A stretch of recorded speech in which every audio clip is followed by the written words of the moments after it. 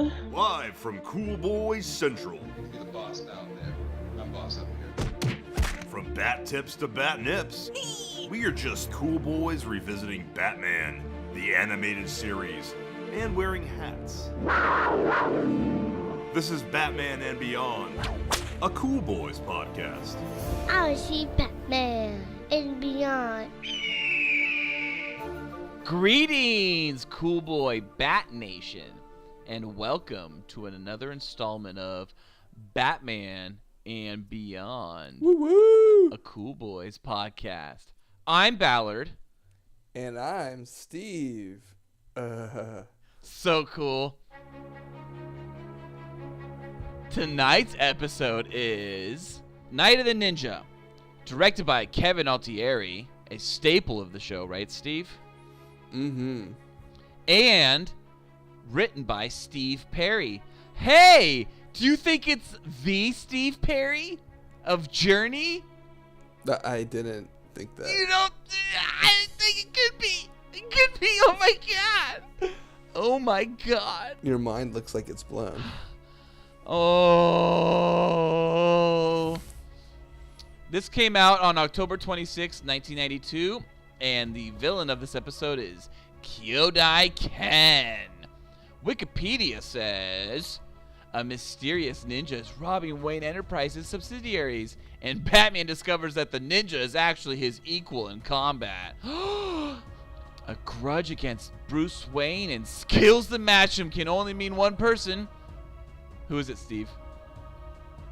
I don't know. I wasn't paying attention. Kyodai Ken, an old rival of Wayne's teacher. I guess his teacher was like Sensei. I don't think he had a name. His teacher was this old man Asian stereotype. They said Sensei at some point, but Well, yeah, of course, absolutely. Yeah. You hit it on the head. Straight out of Gremlins. Kyodai Ken, an old rival of Wayne's teacher from his days in Japan. Feudal Japan, perhaps? It kind of looked like it. How old it was, yeah. It did a little. And who was thrown out of the dojo after attempting to rob it. Yeah, he was going to take one of the swords. Only to be stopped by Wayne. Ken, it turns out, wants revenge. He's waited 20 years for his revenge. Just like Laurie Strode's. ×2. Mm-hmm. Right? Because she waited 20 years for H2O. That came out in like 98. And then she waited another 20 years for the new Halloween that comes out in 2018. I had no idea what you were talking about until Woo! Halloween podcast. Michael Myers. Okay. I love ninjas. Ninjas are so cool. This was a fun one. You know, I think anytime you get a little bit of backstory on Batman and seeing him be kind of weak and like seeing that he had somebody that was better than him, I think is super cool. Yes. This episode reminded me that I watched another series that reminded me of this episode. What's that? Samurai Jack. When I was watching Samurai Jack, it immediately reminded me of this episode of Batman the Animated Series.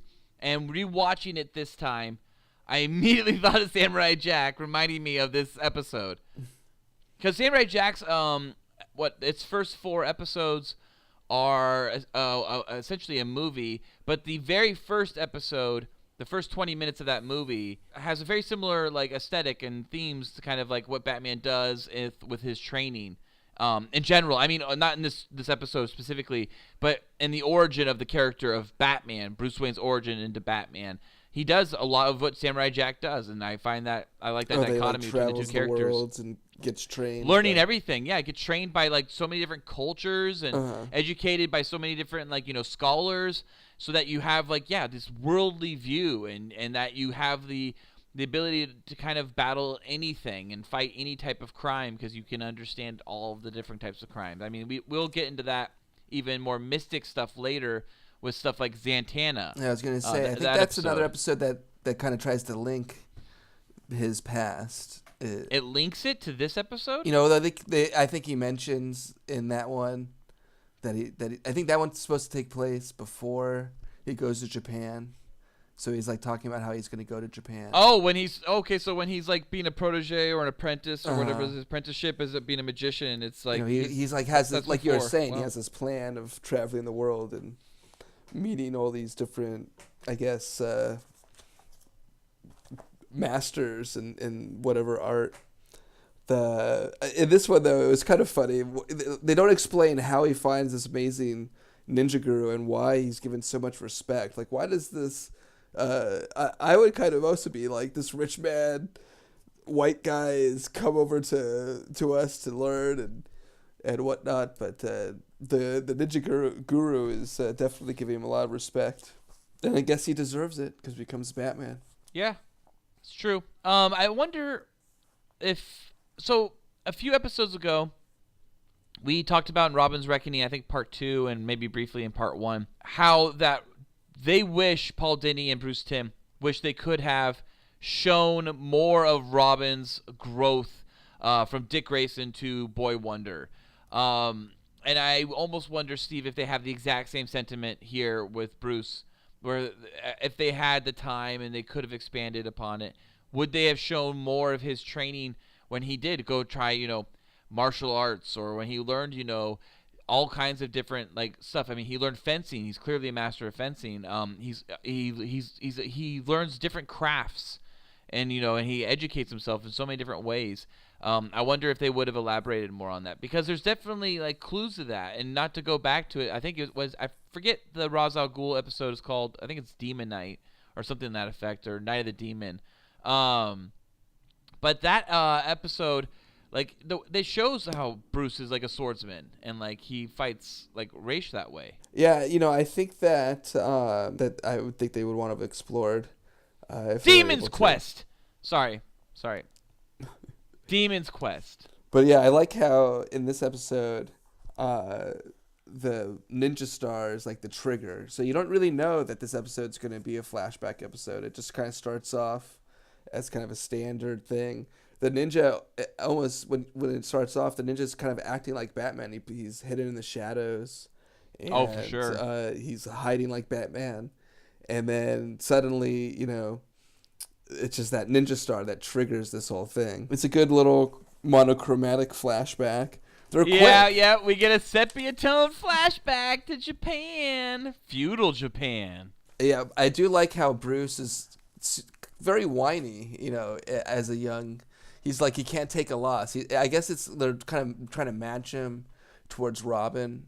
And I think they also are trying to show, like you mentioned earlier, instead of showing Robin as like the boy wonder, they're kind of showing him kind of separate more. He's like, there's these issues that he's having with Bruce. With Robin's Reckoning, sure. They had that whole stuff where he's doesn't trust Bruce, and Bruce is acting out on his own, and he's upset that he's trying to solve the murder of Robin's parents without him. And in this one, he's conflicting with him, where he's trying to show, just that he can do it on his own. He doesn't trust Robin again, basically. It's a whole issue of trust. And then Robin goes and saves the day, and he still doesn't even thank him. I did think it was kind of interesting when they were showing them spar that Batman or Bruce was wearing a black belt and Robin was wearing a green belt. And I looked that up. I would think that maybe green would have been higher, but the standard color system, it says that's white, yellow, gold, orange, green. Then there's blue, purple, brown, red, and black. So they're basically saying that he's like, 5 levels behind Bruce. He's shit. That's a lot. I felt like Robin is more skilled than that for whatever reason. I've always felt that Robin was more badass than like a green belt. Yeah, I think that I did not know that, Steve. That is pretty funny, because I would have not thought that Robin was so far behind. I mean, he stands up to this ninja, but he loses easily. Well, he's kind of bested, but he's able to fight him. I was surprised when I looked up what a green belt was in the standard system. That's just whatever the Wikipedia color system. Wikipedia says. I do think that that's probably a standard color system, but my understanding is that most dojos or whatever, martial arts houses, whatever they want to call them, training centers, they have sometimes their own variations on that. Mm-hmm. This is from the World Martial Arts Center. So maybe Bruce has his own, and green is right below black in his world. Mm-hmm. Maybe that's a possibility. I doubt it. I think he's just another slight at Robin. He's just never good enough. But Robin's probably been trying for so long to get his blue belt, and you won't give it to him. Bruce is just like, never. You're never good enough. You suck. You got to work on your guard. Yeah, maybe it's definitely established earlier in Robin's Reckoning, as you pointed out, Steve, that there is a schism developing and growing, that the protege-mentor relationship is changing, that the protege no longer sees himself, below the mentor. Even if he is below the mentor, skill-wise, he is growing beyond that. And we are seeing this throughout this series, I guess. Yeah, that I never really put that together until right now, that was kind of an arc of the series, is that we're watching the beginning of Nightwing. It's obvious he becomes Nightwing because season 3 he's Nightwing and Tim Drake is the new Robin. There's definitely a period where they're like not talking, I think. I you know what's funny? So if you made this show today, same, cast, crew, everything, you get the same heads of the departments, and you get the same executives that are approving and greenlighting everything. You would have a much more serialized version. We would have had the young Robin flashbacks that would have kind of developed the character more. We would have had the more Samurai Jack, developed-esque origin to Bruce as well. That would probably been at times juxtaposed against Robin's. There could have been great episodes that way. It would definitely have been way more serialized today than it would be then. I mean, obviously in the 90s, it's more of a series. It's definitely not a serial. They do connect at times, but episodes rarely have more than just a part 1 and a part 2. Yeah, I mean, there's an ongoing continuity, and I think that's what they do well, and they kind of develop throughout this sort of universe. Yeah, as we pointed out earlier, or I would like to say you and Felk pointed out earlier episodes, I was trying to find continuity in when people were arrested and put in Arkham, and when they're put in, I don't think Stonegate. that they follow it that closely. Well, that's funny you say that, because the next episode, we can get into this in the next episode, Cat Scratch Fever, it's literally Selena Kyle's storyline picking up from Cat in the Claw Part 2. Yeah. So, I mean, they do at times, they will acknowledge they acknowledge continuity. storylines, but I don't think that's the remembering who's in Arkham last. And so like each episode kind of takes place in its own sort of, somewhat time frame, just like that. So that episode takes place after a trial and all that, sometimes a trial's a number of years and whatnot. Oh, yeah, which I actually liked that about that, by the way. I thought that was interesting, and I kind of thought of that. I was like, oh, yeah, it would take a while to get to this point in the trial. But we just did watching the Laughing Fish, the last episode, when we talked about that last week. It was, Joker died. And if I'm not mistaken, next week, Joker's in that episode. So it's like, well, are they going to acknowledge that how did he get away? Or, is anyone going to say anything like, hey, Joker's alive? No, he just Nobody has an says answer anything.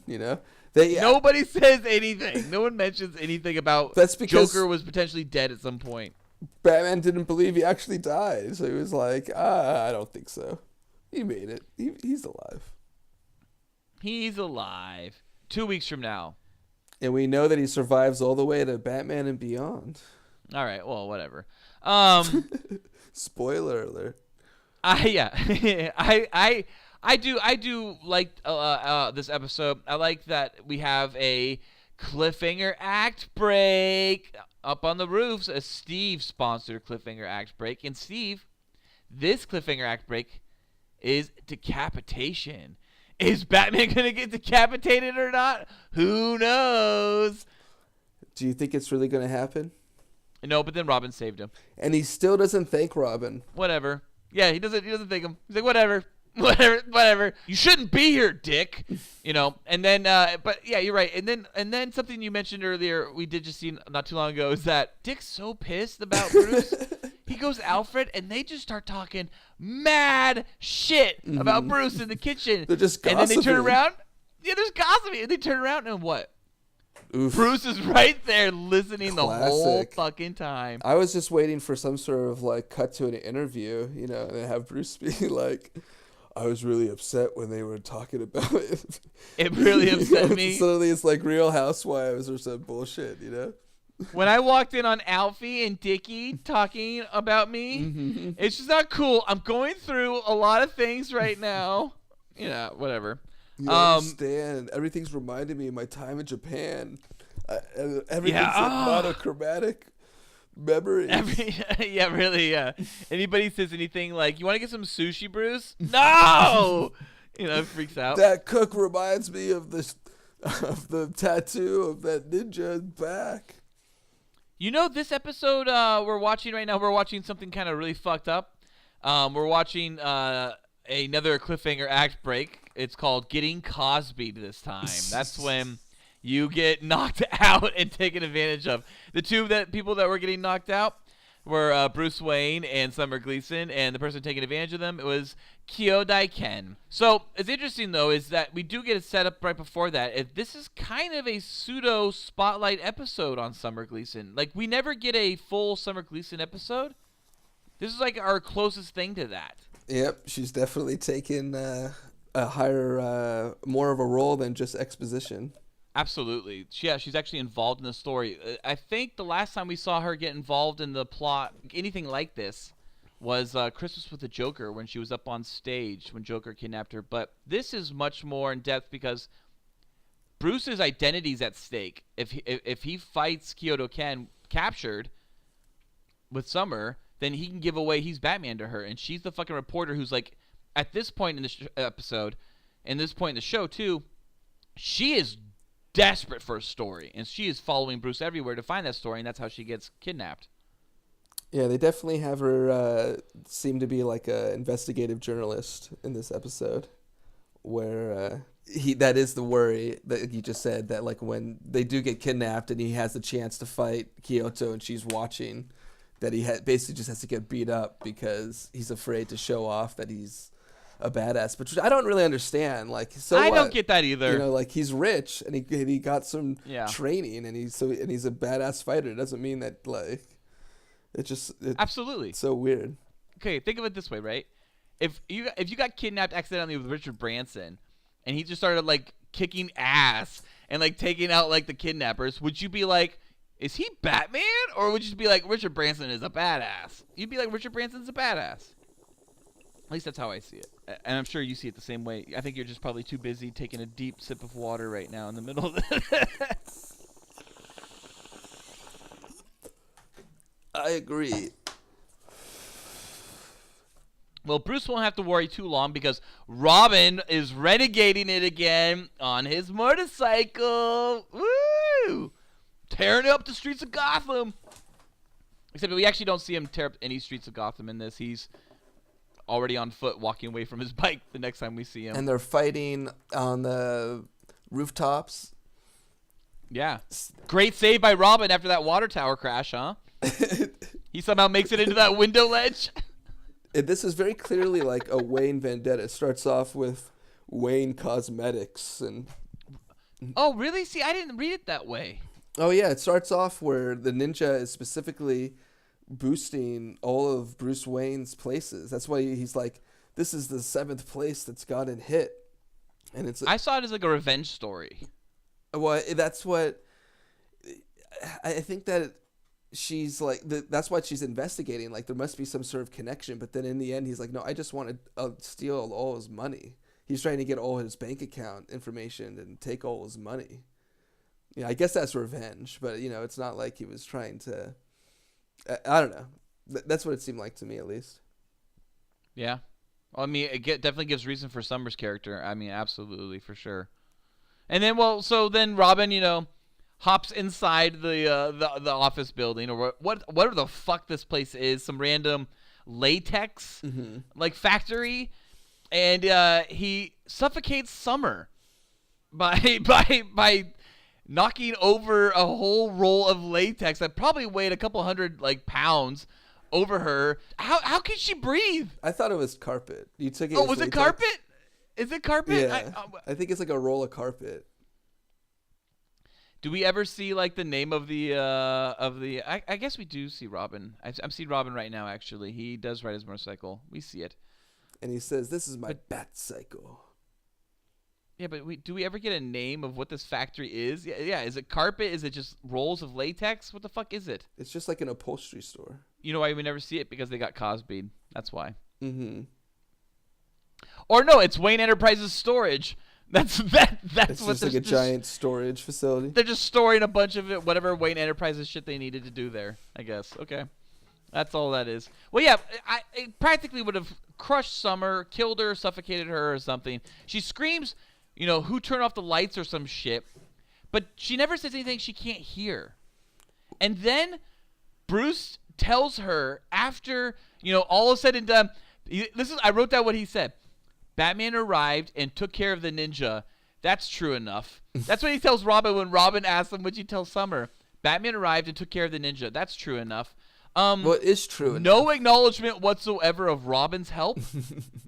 He doesn't say No, Batman and Robin arrived. I think he does say thank you at the very end. He tells Robin, thanks for your help. But Steve, when he's telling Summer who saved the day, who's the person who's going to go report on the news, Batman arrived and took care of the ninja. Very good point. Not Batman and Robin arrived and took care of the ninja. Yeah. And he would never have been able to do it if it were for proud Robin. of himself for finally beating up the ninja. That was So he just lies. I think it was this was haunting him. He can never He's beat him. a fucking asshole. He's an asshole. You're right. He is an asshole. But I think that it was he was Batman kicked his ass. Yeah, I deserve the credit. I'm the one who actually beat him. Fuck that kid. Mm-hmm. He's just a green belt. Yeah, what can he do? Fucking loser. Alrighty. Well, Steve, I give this one 4.5 out of 5 boys. Wow. Do tell.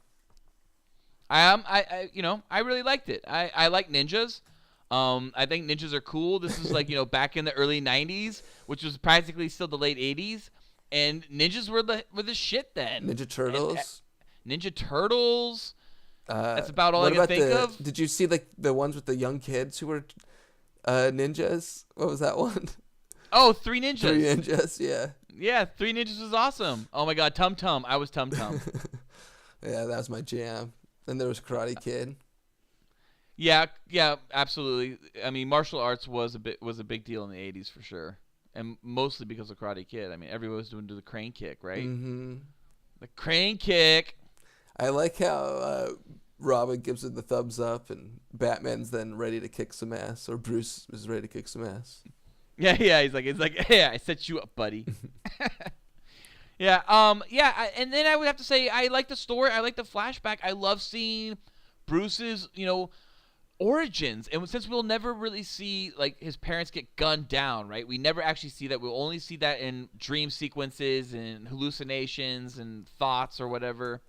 But what I like to see is just what is young Bruce doing to prepare for Batman, and we got to see that finally. This is the first time we got to see a real young Bruce Wayne, not just a younger Bruce Wayne taking care of young Dick Grayson, but a young Bruce Wayne, an actual teenager. Yeah, absolutely. Because when they showed him taking care of Dick, he was already Batman.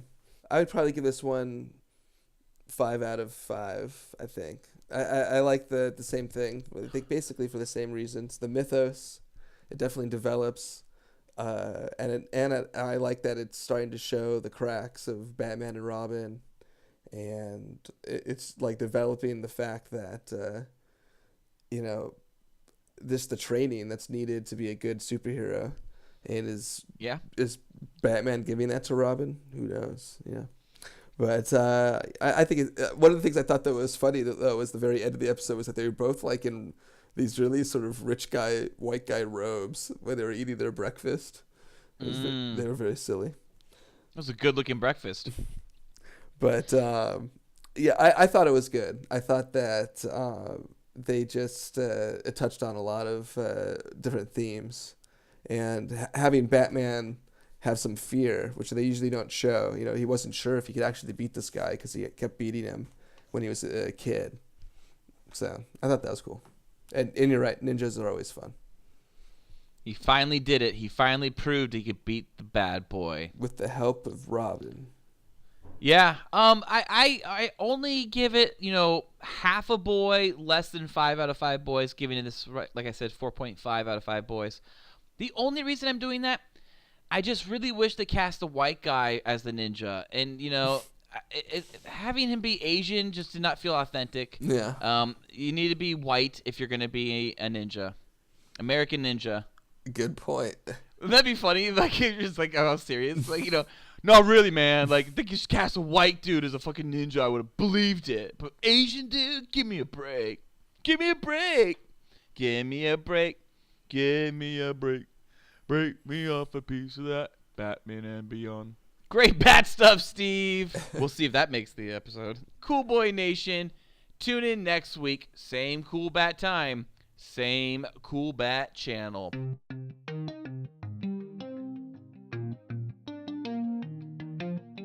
Cool Boy Bat Nation, be sure to let us bat know what you bat thought of Night of the Ninja, or what your favorite bat episode is by bat emailing us at batmanandbeyondcoolboys@gmail.com.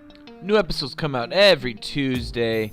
Also, please check out our other great Cool Boy Central content with the Cool Boys podcast on iTunes, SoundCloud, Google Play, and Patreon. Be sure to like and subscribe to the Cool Boys. Also, review us on iTunes. You can donate to us on Patreon. It only costs $1, and you will receive special access to content too hot to air. You can find the Cool Boys on Patreon at www.patreon.com/coolboyspodcast. Thank you for listening. Stay cool, Cool Boy Bat Nation. Until next time, it's Byzies from Bat Ballard. And that's Byzies from Bat Steve. So cool. Batman And beyond. Oh, yeah. Batman and Beyond.